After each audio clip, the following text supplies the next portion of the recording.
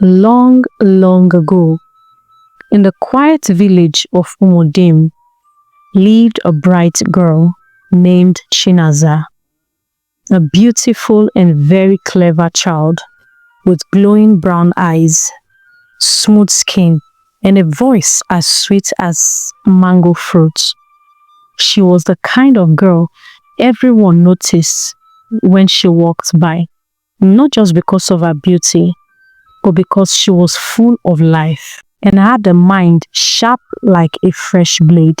But the one who loved Chinaza the most was her father, Ebuka, a handsome, hard-working school teacher who also farmed to support his family.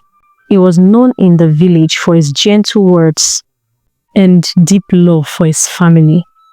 Every morning after preparing for school, he would lift Chinaza high on his shoulders and say joyfully, "Naza baby, you're my shining star. One day the world will know your name." Chinaza would laugh and respond with a smile, "Daddy, I want to be a big woman when I grow up, even a minister." Ebuka would clap his hands, proud and hopeful. "You will be more than that, my child. You will be a light." Her mother, Ifoma, was a strong, beautiful woman who sold fabric at the village market. Together, Ebuka and Ifoma made a humble but loving home. There wasn't much money, but there was laughter, learning, and lots of love. But then the wind changed. Papa Ebuka began to cough, first lightly, then violently. Days passed, and he became too weak to stand. Chinaza sat by his side every night, holding his hand tightly. "Daddy, please don't go," she whispered through tears. With a tired smile, he touched her cheek. "Never forget who you are, my shining star." That night, he was rushed to the hospital, but he never came back. Chinaza was only 10. The house became so quiet after that. No more bedtime songs, no more shoulder rides, just silence and sorrow. Ifoma never remained the same. She cried quietly at night, though she tried to be strong during the day. After a few years, she remarried to a man named Uncle Sunday. At first, Uncle Sunday seemed like a blessing. He helped around the house, gave Chinaza coins to buy puff-puff, and smiled a lot. Chinaza, missing a father figure, tried to like him. But soon after the wedding, Uncle Sunday changed. The first time he raised his voice at Chinaza, it shocked everyone. "This girl talks too much. Look at her head, filled with pride." Chinaza blinked, confused. She hadn't even spoken. Over time, the shouting got worse. "Good for nothing, girl. You think you're smarter than everyone? You will never amount to anything." Chinaza ran to her mother in tears. "Mommy, Uncle Sunday called me ugly and useless." But her mother sighed, too tired and blinded by love.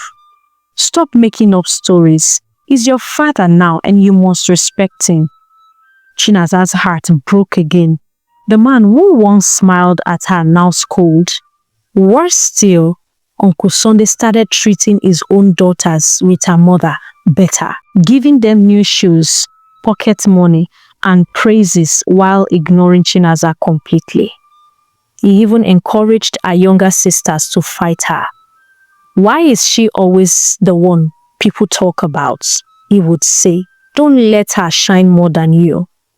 Her sisters, confused and desperate to please their father, began to tease her, hide her books, and whisper behind her back, "I will pay your school fees again. Let's see how smart you are now." But Chinaza didn't cry this time. She picked up her books and sat under the mango tree, just like the old days with Papa. She whispered to herself, "I will still shine." But just before Uncle Sunday decided to stop paying her school fees, she had represented her school in a national competition and won first prize. Her speech, bold and brilliant, moved the judges so much so that they gave her a scholarship for both secondary school and university. Later, an even bigger miracle came, a letter from the United Kingdom. Dear Chinaza, we are pleased to award you a full scholarship for your master's degree as soon as you're done with your university. Uncle Sunday couldn't speak. He looked at the ground ashamed. I didn't know she would become somebody, but it was too late. Chinaza flew out of the country with a single box and a dream when she was done with her university. Years later, she returned as a tall, elegant woman, Madam Chinaza, the new Minister of Foreign Affairs, stepping out of black SUVs with escorts and flashing cameras. Yet, despite all her power, she didn't forget her family.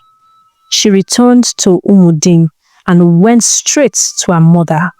By then, Ifeoma had discovered everything, how Uncle Sunday had poisoned her children against their sister, how he tried to stop paying her school fees before the scholarship came. With tears in her eyes, Ifeoma held her daughter. My Naza, I'm so sorry. You went through so much and I didn't believe you. Still, you never gave up. You maltreated her. You turned her own sisters against her. Stopped paying her school fees. I used to pay her school fees myself. But you felt I was taking the place of the man in the house. You never deserved her love. And then she said firmly, if you cannot accept my daughter as yours, then what is the need of staying with you? I am leaving you. For everything you've done to my daughter, I will not stay in this house with you. Uncle Sunday tried to beg her, but Ifeoma didn't want to stay with him anymore. But while she was packing her things to leave, after Uncle Sunday had apologized to her and she refused to stay, Chinaza walked in and she went straight to her mother. Mama, no, you're not going anywhere. You will stay here with your husband. I know if you had believed me then, you still would have left for me. What is the point of leaving now? It doesn't mistreat you. I'm the reason you want to leave, but I don't stay here with you anymore. I understand you're feeling guilty for the way he treated me and the fact that you didn't believe me when I told you. But I have forgiven you. So also have I forgiven Uncle Sunday. In fact, he pushed me to study even harder. Now look at where his push has brought me to. So Mama, there's no need to leave. I'll take care of you both now and my sisters too. Forgive us, please. Our sisters also apologized. We were wrong. We were blind. Chinaza smiled and said, you are my blood. We move forward together. She also forgave Uncle Sunday and reunited her mom and her husband. She bought a big mansion for her family and gave her sisters opportunity in the city.